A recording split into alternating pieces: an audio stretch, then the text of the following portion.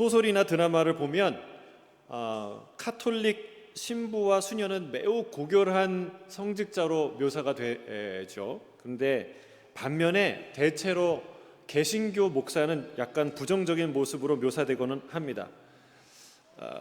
신부나 수녀는 평생 수절한, 하나님께 헌신한 그런 희생과 헌신이 주된 이미지라면 개신교 목사는 겉으로는 뭐 거룩한 말을 하고 성례도 인도하지만 결국은 결혼도 하고 아이도 낳고 하고 싶은 거 다 하고 사는 사람 아니냐, 이런 이미지로 비춰지는 것 같아요. 여러분도 그렇게 생각하시나요? 좀 억울한 면이 있지만 그런 이미지가 있어요. 자, 사람들이 그렇게 생각하는데 큰 공을 세운 성경 본문이 있다면 오늘 우리가 읽은 고린도전서 7장이에요.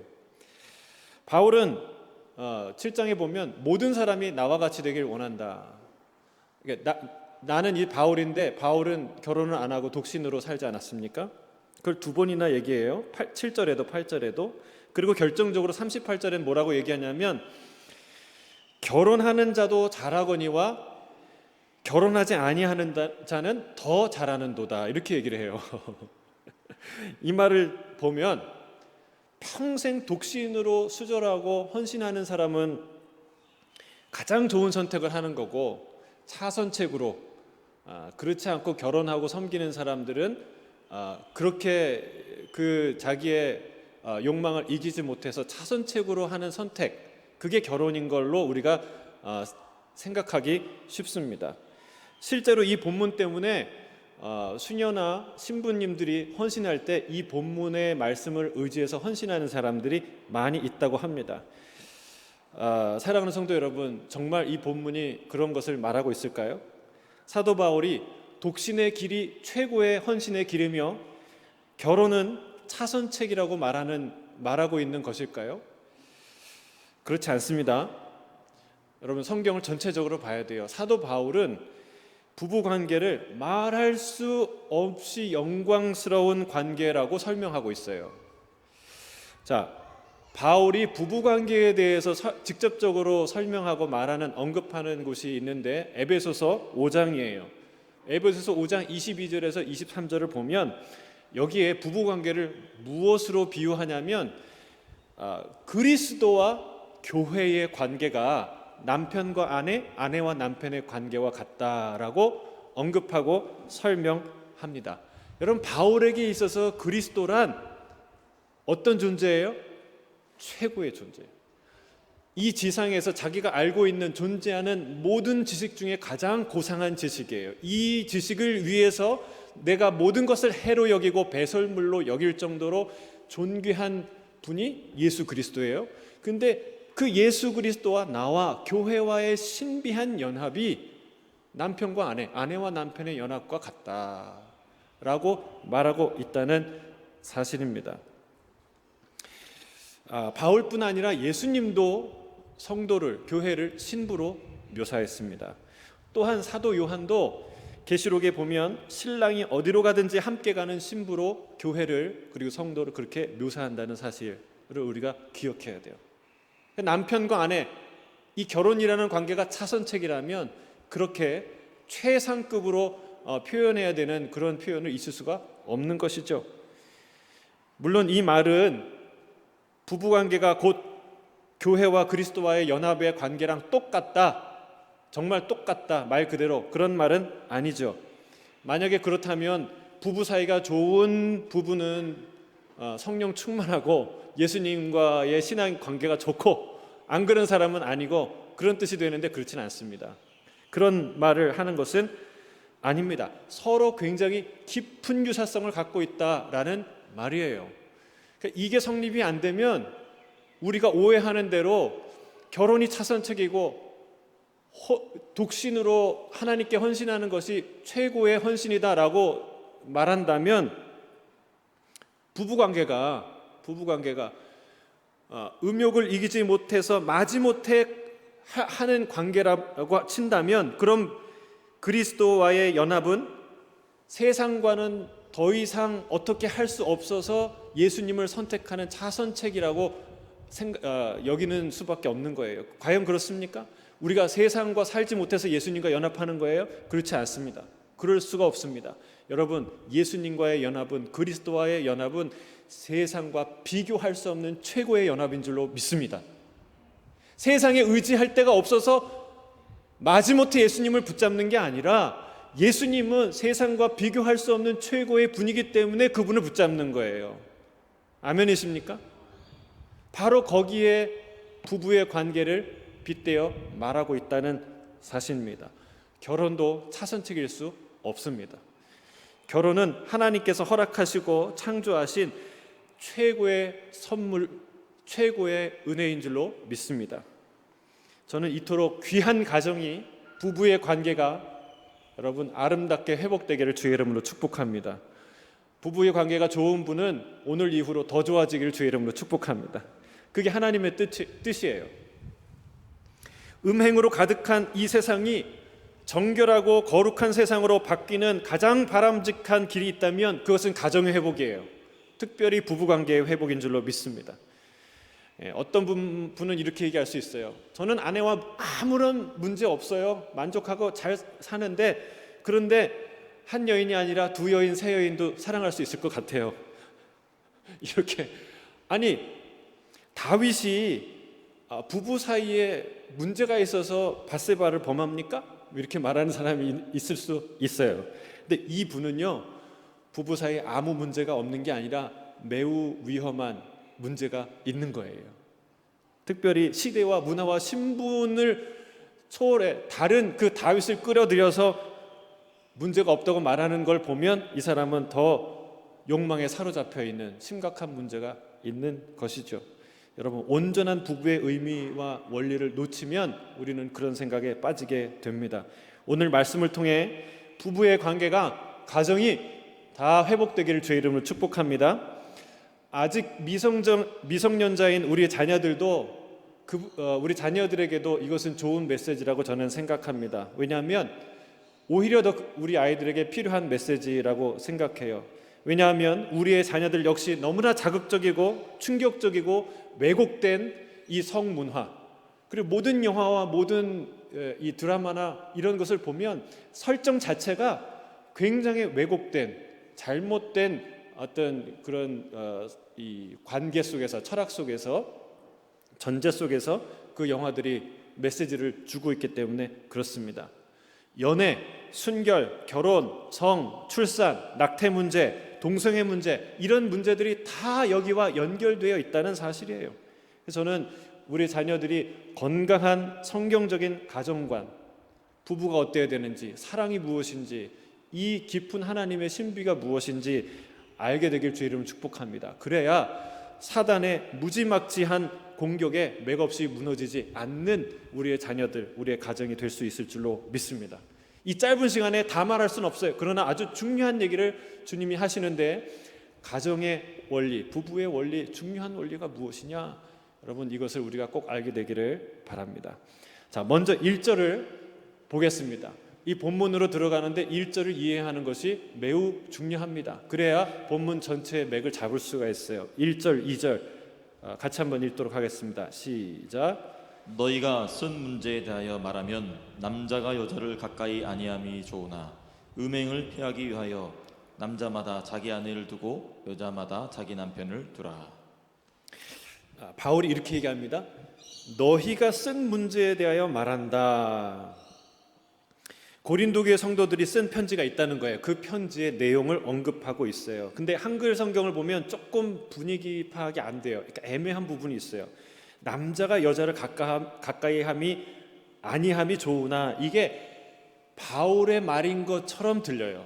이렇게 쭉 그냥 읽을 때 바울이 이렇게 생각하는구나. 그런데 하지만 영어 성경을 보면 분명합니다. 영어 성경. 여기 자막이 안 나오는데 아마 영상으로 보시는 분은 보일 거예요. 뭐 NIV나 ESV나 킹 제임스 버전이나 이런 것들을 보면 인용 부호를 정확하게 했어요.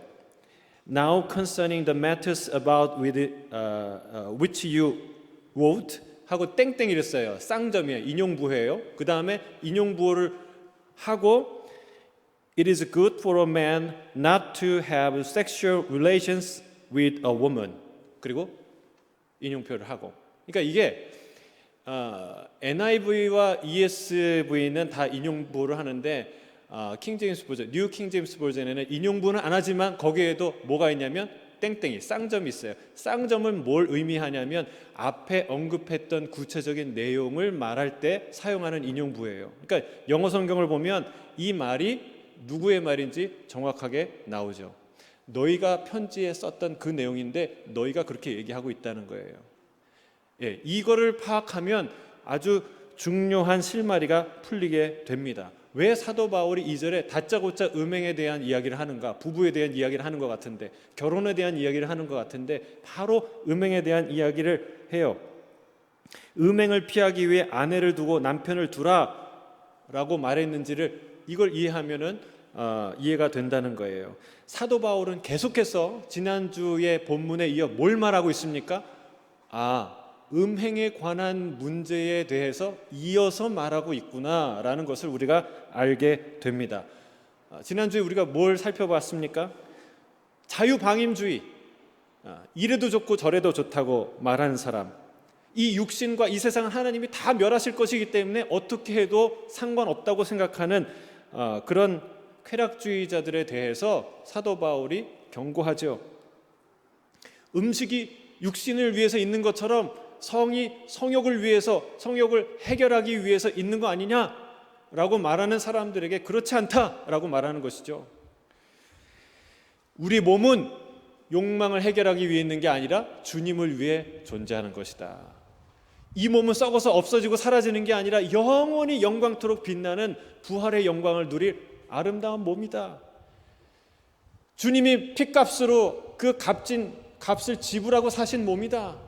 그리고 우리는 주 안에서 십자가에서 연합이 되어서 성령이 우리 안에 거하시는 성령의 전이다.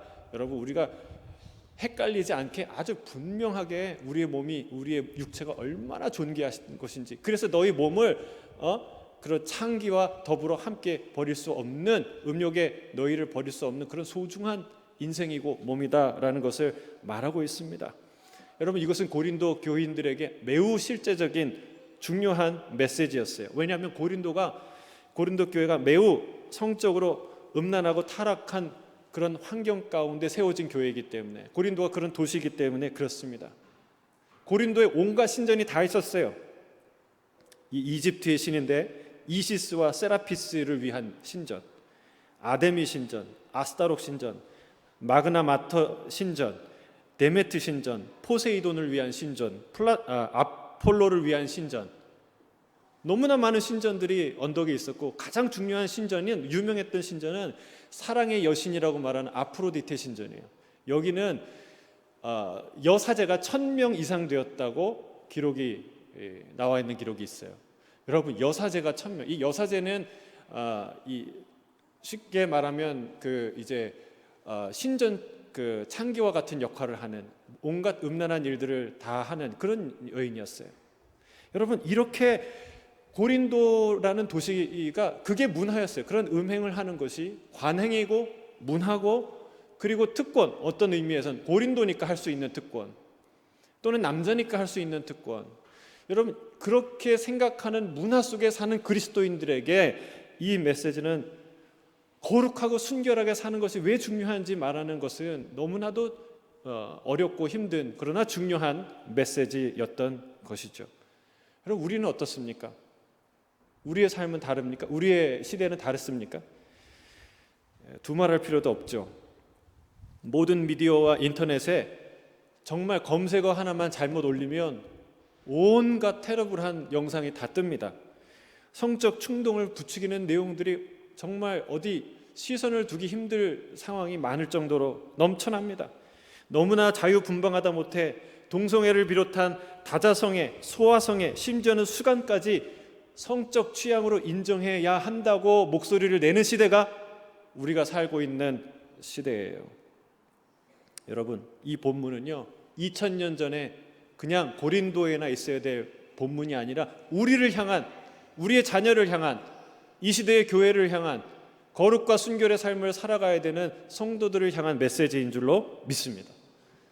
음행을 피하라고 말씀하고 있어요. 음행을 피하시길 주의 이름 축복합니다. 바울은 주 안에서 자유하다는 것을 악의적으로 왜곡하는 자들을 경고한 다음에 정반대 얘기를 하는 거예요. 같은 맥락에서 정반대. 어떤 얘기를 하냐? 그럼 우리가 그 모든 것을 다 끊어버리면 금욕주의의 삶을 살면 어떠냐라고 말하는 사람들에 대해서 이 말을 하는 거예요. 오늘 본문을 말하는 거예요. 그럼 금욕주의는 문제가 없을까요?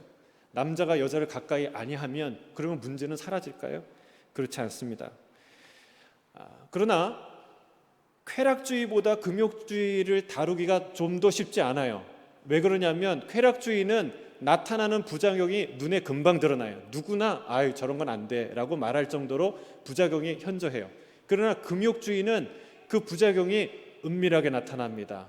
그러니까 내면적으로 나타납니다. 그렇기 때문에 그 금욕주의에 대해서 좀 더 길게 사도 바울이 설명하고 있는 것이죠. 금욕주의의 가장 큰 문제는 뭘까요?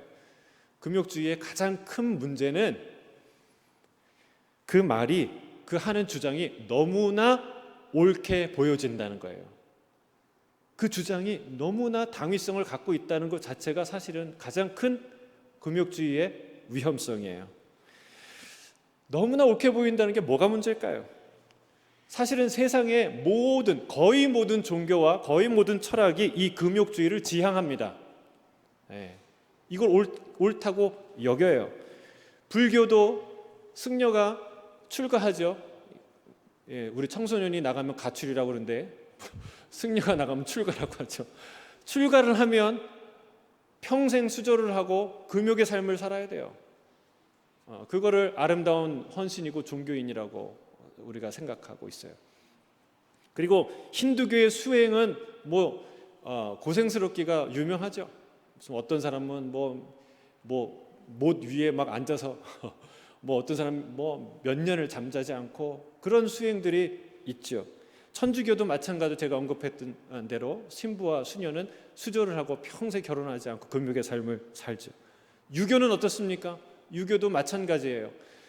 청빈의 삶을 사는 선비, 그게 최고의 이상의 삶으로 여기고 있습니다. 근데 안타까운 게 교회에도 이런 사상이 그대로 많이 영향을 받고 교회 안에도 이런 사상이 들어와 있다는 사실이에요. 여러분, 과연 성경은 금욕주의를 말하고 있는 걸까요?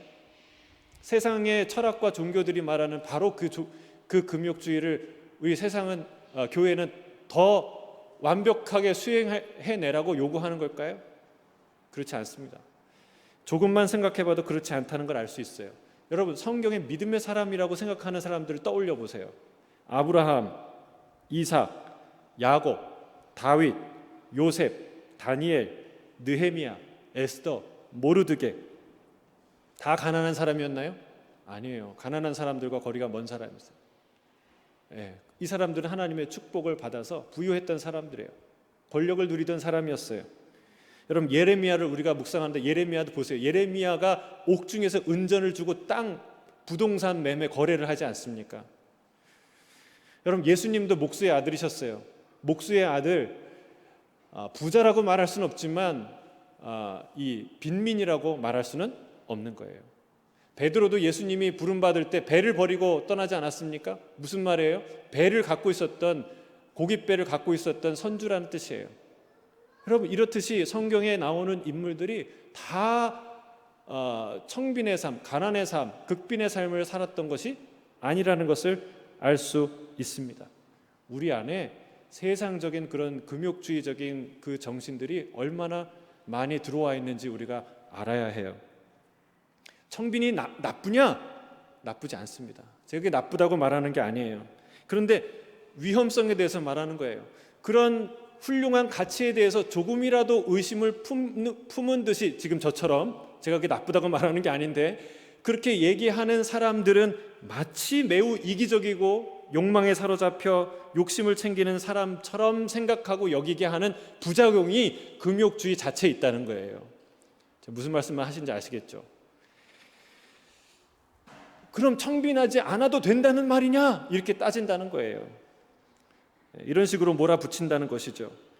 여러분, 어떤 좋은 명분은요, 주의하셔야 돼요. 너무 좋은 명분은 우리 눈을 부시게 해서 삶의 어떤 진실의 일부를 보게 하지만 삶의 진실 자체 전체를 보지 못하게 해요. 그게 어떤 강력한 명분의 강점이기도 하고 약점이기도 하다는 사실이에요. 사도 바울은 음행을 피하라고 하면서 부부관계의 이야기를 끌고 갑니다. 이건 부득이하게 갈 수밖에 없는 논리적인 귀결이에요. 왜냐하면 음행의 가장 중요한 건 뭐예요? 성에 관한 이야기이기 때문에. 왜 부부관계가 나와요? 이 성이라는 곳에 원래 있어야 할 자리가 어디냐면 부부관계 아니라는 거예요. 가정 안이 이 성이 있어야 될 원래 자리이기 때문에 부득이하게 부부의 관계에 대한 이야기를 하게 되는 것이죠.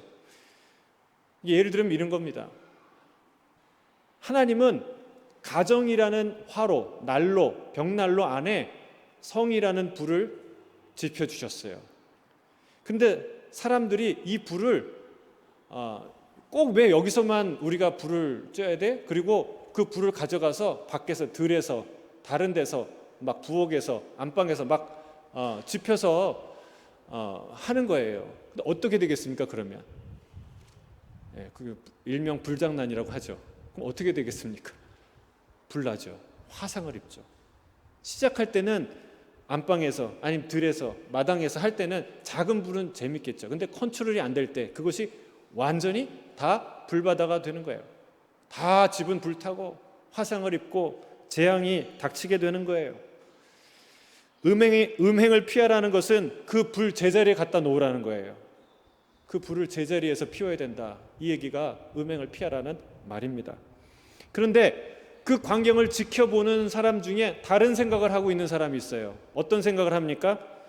그 불이 자꾸 문제가 되니까 그 불 끄자는 거예요. 그 불씨를 꺼버리면 이런 문제 없고 이런 고민할 필요 없는데 왜 그 불 갖고 자꾸 고민하느냐?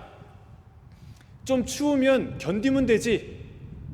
좀 옷 더 껴입으면 되지. 오늘처럼 좀 더 따뜻하게 지내면 되지. 그 꼭 불 있어야 사냐? 없어도 산다. 이렇게 주장하는 사람이 있다는 거예요. 사도 바울은 그런 사람들에게 오늘 답하는 겁니다. 이 불은, 이 성이라는 불은 함부로 다뤄서도 안 되지만 그 불은 꺼뜨리면 안 된다. 꺼뜨리면 안 된다라는 이야기를 사도 바울이 하는 것입니다. 음행을 피하기 위해 아내와 남편을 두라라는 말은 세 가지 의미가 있어요. 첫째는 과연 너희가 성적 충동과 유혹을 성공적으로 끝까지 이겨낼 수 있느냐라고 질문하는 거예요. 그럴 수 없다는 거죠. 두 번째는 성이라는 그토록 강력한 유혹, 원래는 기쁨과 환희죠. 그 놀라운 하나님의 이 선물은 원래는 남편과 아내 사이에서만 누릴 수 있도록 하나님이 만드신 것이다 라는 얘기를 이 안에서 하고 있는 거예요. 세 번째는 하나님이 허락하신 것을 적당히 절제할 수는 있어도 그것을 완전히 거세할 수는, 없애버릴 수는, 없는 것처럼 살 수는 없다. 현실을 부정하지 말아라 라고 말씀하는 거예요. 성은 하나님이 우리에게 주신 아름다운 선물인 줄로 믿습니다. 각 남녀에게, 모든 부부와 가정에게 주신 하나님의 아름다운 선물이에요. 이 금욕주의의 문제는 뭐냐면 그 하나님의 선물인 성을 부정적인 것으로 간주할 수 있도록 만든다는 거예요. 너무나 부정적으로 터부시 여긴다는 거예요. 성은 매우 조심스럽게 다뤄야 하는 것이지만 부정적이거나 혐오스러운 단어가 아니라는 것을 알아야 합니다. 원래 우리가 좀 그런 경향이 있어요. 뭔가 간절히 원하는데 속으로는 간절히 원하는데 겉으로는 너무나 부정적으로 말하는 것들이 많아요. 우리 학생들 공부 잘하고 싶죠? 너무 속으로는 1등 못해서 막 미치겠는데 겉으로는 야 공부 잘해서 뭐해? 이렇게 얘기하는 거예요. 공부만 잘해서 뭐해? 여러분 우리가 돈 많이 벌고 싶어요. 다 그런 마음 있어요. 그런데 돈을 못 벌어서 막 화가 나고 하나님한테 삐져있고 막 그러는데 겉으로는 그래. 에휴, 돈만 있으면 뭐해? 우리가 그렇게 얘기해요. 마치 이솝 우화에 나오는 여우처럼 정말 저 포도를 먹고 싶은데 간절히 먹고 싶은데 갖은 수고를 하는데도 못했어요. 그러면 이제 돌아서면서 뭐라고 해요? 저 포도는 씨어 빠진 포도야. 먹을 필요 없는 포도야. 이렇게 얘기하는 것과 똑같습니다. 여러분, 성경은 돈을 일만하게 뿌리라고 말하는 것 같아요. 그래, 여러분 성경을 잘 읽어보세요. 뭐라고 얘기해요? 돈을 사랑하는 것이 일만하게 뿌리라고 말해요. 여러분, 성경을 잘 읽어야 돼요. 하나님은 우리를 축복하세요. 여러분, 성경을 보세요. 잠언을 특별히 보세요. 하나님을 사랑하고 하나님을 경외하고 부지런한 자에게 하나님이 물질적인 축복을 줘요, 안 줘요? 주십니다. 여러분, 하나님이 주시는 것들을 터부시할 필요도 없고 그렇게 해서도 안 된다라는 것입니다. 성은 절대 쓸데없다거나 천박한 것으로 다루어서는 안 됩니다. 세상에는 현저하게 천박하게 사용되는 성이 있습니다. 그런데 성 자체가 원래 천박했던 것은 아니라는 것을 성경이 사도 바울이 말하고 있습니다. 왜냐하면 그것은 원래 엄청난 의미와 가치를 그 안에 갖고 있는 하나님의 선물이기 때문에, 창조물이기 때문에 그렇습니다. 단순한 쾌락의 도구가 아닌 것이죠. 중요한 두 가지 의미가 이 성 안에 있는데, 첫 번째는요, 연합의 의미가 있습니다. 연합. 완전한 사랑은 어떻게 열매 맺냐? 완전한 연합으로 열매 맺습니다. 그런데 이 연합은 단순한 화학적 결합이 아니에요. 단순한 물리적 결합이 아니에요. 찰흙 두 덩이가 뭉쳐갖고 한 덩이가 되는 그런 단순한 연합이 아닙니다. 마치 삼위일체의 하나님이 하나 되신 것처럼 두 인격이, 두 완전히 분리되고 독립된 두 인격이 한 몸처럼 연결되는 신비가 이 연합, 성경이 말하는 이 결혼이라는, 부부라는 연합 안에 구현된다는 거예요. 이 연합은 온전한 헌신과 친밀함으로만 우리가 누릴 수 있는 아름다운 연합이에요. 두 번째, 이 연합에는, 이 성에는, 부부관계에 어떤 의미가 있냐? 생명의 의미가 있어요. 생명. 하나님은 사랑의 열매로 생명을 잉태하게 하셨어요. 이게 놀라운 일이에요. 우리가 열심히 일해서 아기가 낳는 게 아니고, 돈을 많이 벌면, 성취가 있으면 아기가 낳아지는 게 아니고, 그리고 다른 걸 해서 낳는 게 아니라 두 사람이 만나서 깊이 사랑할 때 생명을 잉태하게 하나님이 만드셨어요. 이게 얼마나 놀라운 일입니까? 여러분, 우리는 사랑의 열매인 줄 믿습니다. 아멘이십니까? 따라하겠습니다. 나는 사랑의 열매입니다. 우리 옆에 있는 분에게, 자녀들에게 얘기해줘. 너는 사랑의 열매야. 당신은 사랑의 열매입니다. 여러분, 이게 얼마나 중요한 의미를 갖고 있는지 몰라요. 사람이 하는 일 중에 이 생명을 잉태하는 것만큼 의미 있고 생산적이고 가치 있는 일이 있을까요? 저는 없다고 확신합니다. 단언합니다. 여러분, 열심히 공부해서 건강을 또는 가정을, 시간을, 자신의 열정과 무엇을 다 소비해서 어떤 캐리어를 쌓겠죠. 어떤 기업을 이루겠죠. 어떤 명예를 쌓겠죠. 근데 여러분, 그거 아세요? 그거는 한순간에, 우리가 땀을 쏟은 그 회사는 어떤 한순간에 시간이 지나면 다 사라진다는 거예요. 아무리 유명한 회사도, 커리어도. 그런데 영원히 빛나는 게 있어요. 뭐예요? 생명이에요. 우리는 수천 년이 지났는데 아직 다윗을 기억해요. 여러분, 영원히 기억할 거예요. 여러분, 생명처럼 이 세상에 소중한 존재, 밤하늘의 별처럼 영원히 빛나는 존재는 세상에 없다는 사실입니다. 주님이 자신의 생명을 십자가에서 버려서 그 생명을 구원할 만큼의 가치가 뭐냐면 생명이에요. 아멘이십니까? 이 생명의 가치가 회복돼야 이 땅은 회복됩니다. 그 사람을 잉태하고 출산하는 일이 세상에서 가장 축하받아야 될 일이에요. 그래서 이번에 저희 그 둘로스에서 경조사 이야기를 좀 하다가 어떤 결정을 했냐면, 제가 그 얘기를 했어요. 우리 그 조사 를 장례식을 겪는 분들은 우리가 이렇게 조의금도 드리고 가서 위로도 하고 이렇게 하는데, 근데 아이를 낳는 그 분들은 축하한다고 말은 하는데 근데 교회에서 뭐 한 20불짜리 기저귀 하나 주고 끝이에요. 그래서 어디 제가 유튜브에서 보니까 산부인과 의사, 크리스찬 의사들이 그 토크쇼를 하는 걸 이제 보고 그분들이 여러 가지 얘기를 하는데 어떻게 하면 이 0.대 이하 출산율이 있는 거 아시죠? 출산율이 0.대 이하예요. 어떻게 하면 이것을 회복할 수 있느냐, 격려할 수 있느냐 이렇게 얘기하는데 어떤 분이 자기네 교회 얘기를 하시더라고요. 우리 교회는 출산 장려금을 교회에서 줍니다. 한 아이를 낳을 때 50만 원, 둘째는 70만 원, 셋째는 150만 원, 넷째는 300만 원 이렇게 준다는 거예요. 그래서 제가 그 얘기를 듣고 돈이 부러워서가 아니라 이거다. 그렇구나. 우리가 말로만 축하하고 중요한 일을 했다고 하지 진짜 뭔가 격려하는 게 없구나. 제가 그 얘기를 했더니 우리 둘러스 위원들이 너무나 좋아하시고 그 자리에서 마음을 모아주셨어요. 그래서 저희도 하기로 했습니다.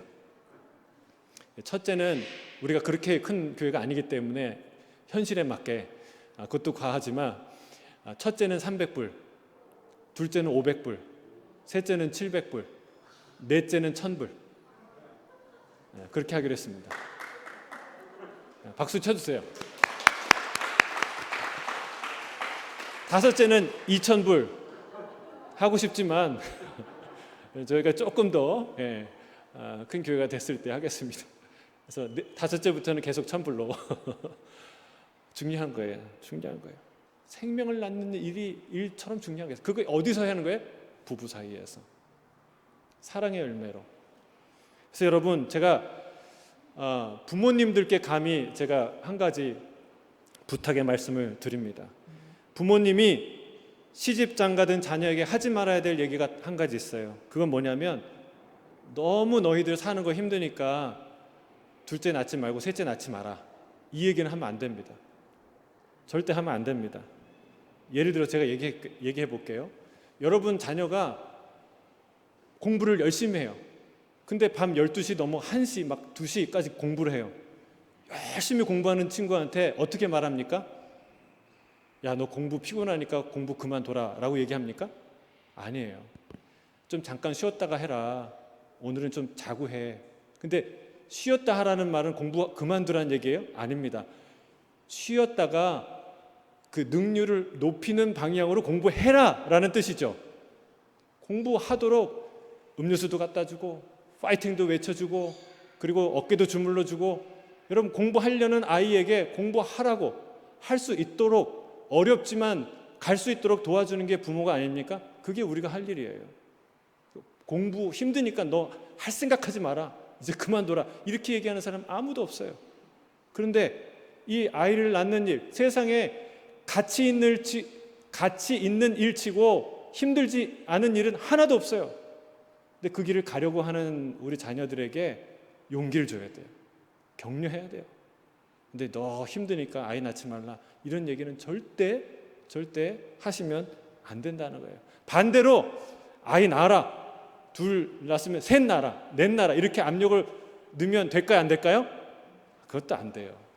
여러분 공부 열심히 하라고 압력 넣는다고 공부합니까? 아니에요. 근데 공부하겠다는 애의 의욕을 꺾지 않듯이 아이를 낳겠다. 생명을 잉태하겠다라고 하는 사람의 의지를 꺾지 말라는 거예요. 저는 압력이 아닙니다. 저희 자녀들에게 나는 16명의 4명씩 각각 자녀들 16명의 손주를 보는 게 나는 비전이고 꿈이다. 그냥 얘기할 뿐이에요. 압력이 아니에요.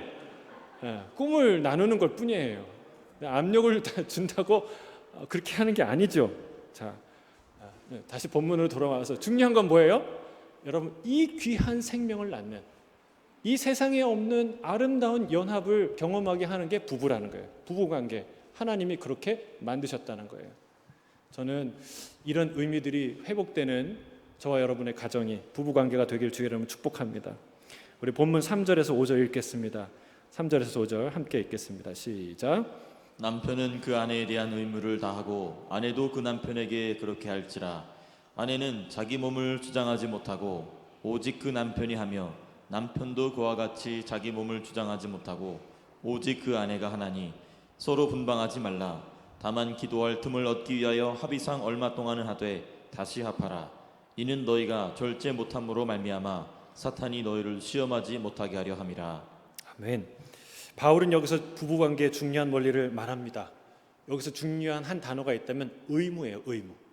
왜 이게 중요하냐? 요즘 세상은 성을 권리라고 말하고 있기 때문에 그렇습니다.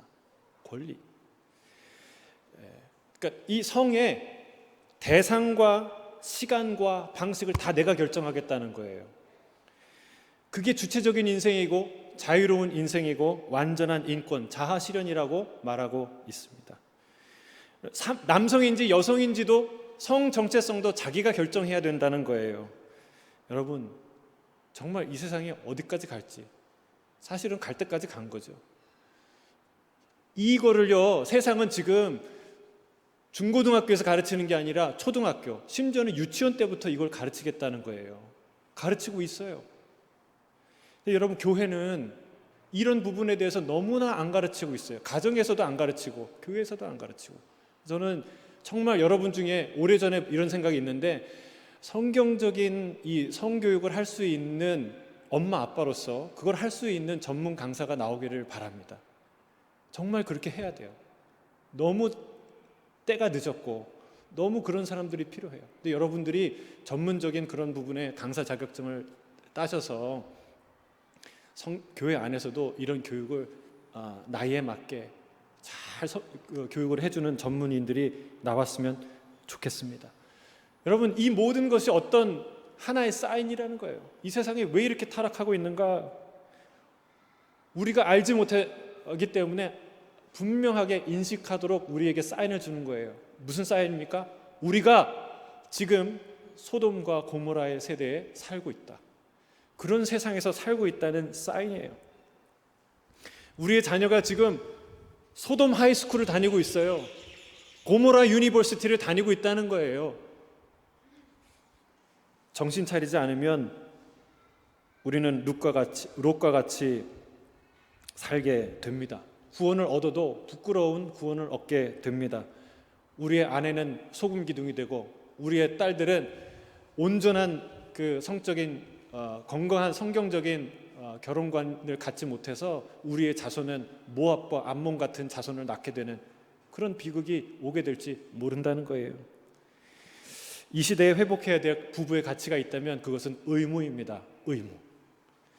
세상이 불행한 이유, 내 인생이 점점 불행해지는 이유는 권리를 외치기 때문에 그렇습니다. 권리를 찾아 먹겠다고 외치면 여러분, 부부의 연합은 위기를 맞이합니다. 특별히 부부관계에서 나는 의무를 다하고 있는가 돌아봐야 될 줄로 믿습니다. 자기 몸을 주장한다는 건 뭐예요? 자기 몸을 주장한다는 건 바로 자신의 권리를 주장한다는 뜻입니다. 내 몸인데 내가 왜 내 뜻대로 내 주장을 하지 못하는가? 예, 그 말은 맞죠. 근데 그 말은 부부관계에서 틀린 말입니다.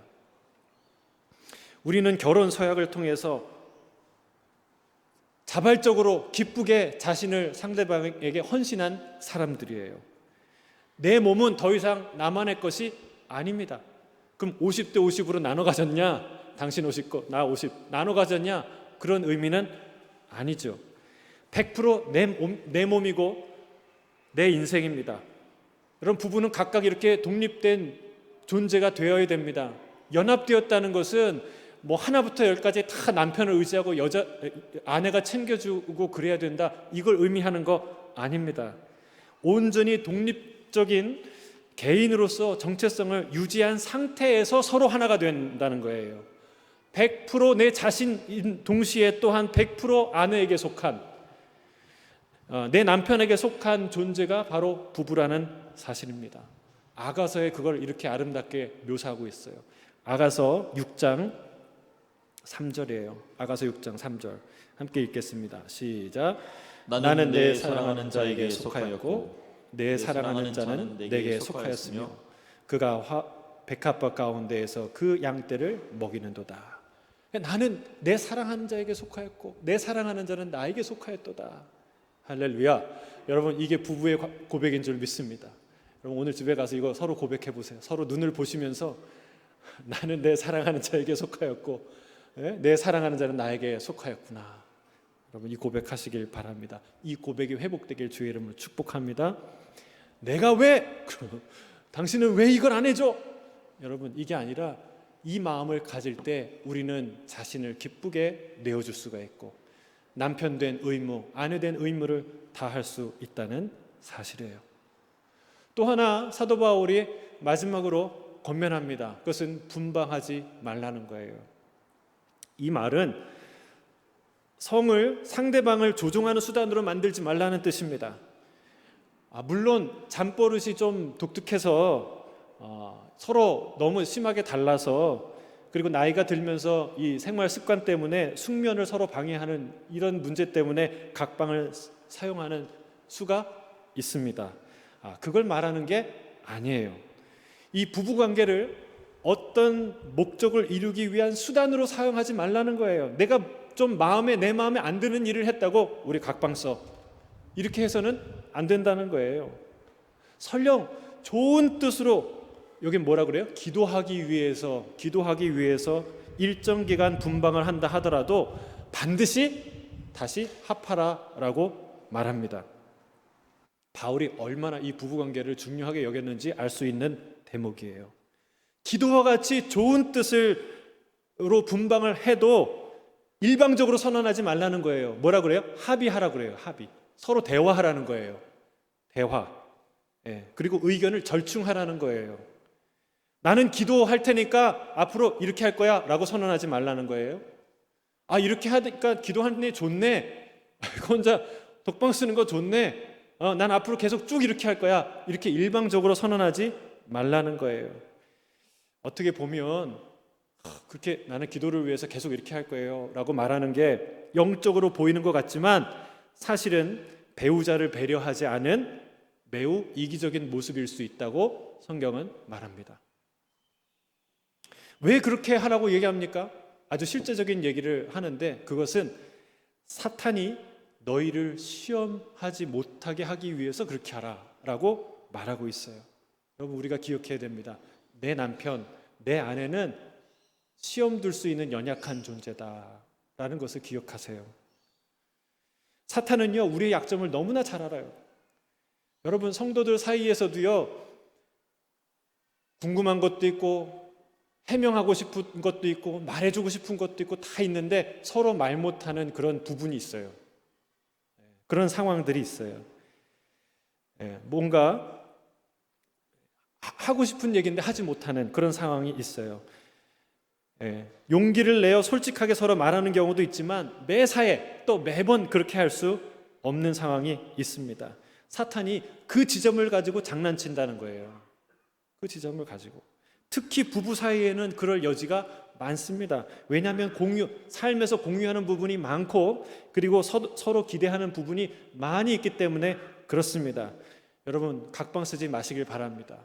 같이 붙어 있어야 대화할 기회가 많아지고 대화를 많이 나눠야 오해를 줄일 수 있고 서로 부부가 하나 되는 것이죠.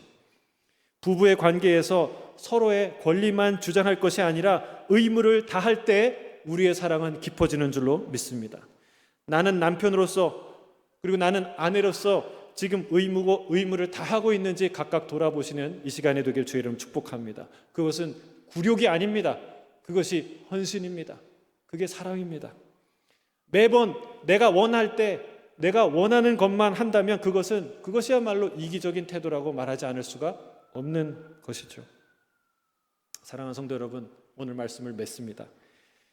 부부의 관계 이것이 얼마나 소중한지 깨닫게 되길 주의 이름 축복합니다. 이 안에 담겨있는 이 신비, 연합의 신비, 생명의 신비가 있다는 걸 잊지 마시길 주의 이름 축복합니다. 그리고 사단이 시험하도록 틈 주지 마십시오. 분방하지 마시고 그리고 서로의 의무를 다하는 여러분이 되시기를 바랍니다. 마지막으로 주님은 우리에게 이 권리를 주장할 수 있는 분이었어요. 그러나 주님이 우리에게 권리를 주장하지 않고 친히 의무를 다하십니다.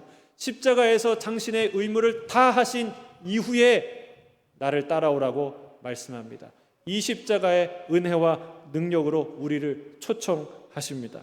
우리 힘으로 사랑할 수 있나요? 없습니다. 부부의 연합은 우리 힘으로만 할 수 없습니다. 주의 은혜로만 가능합니다. 십자가의 능력으로만 가능합니다. 여러분, 십자가의 사랑 안에서 하나를 이루는, 온전한 연합을 이루는 그런 아름다운 부부, 아름다운 가정 되시기를 주의 이름으로 축복합니다. 함께 기도하겠습니다.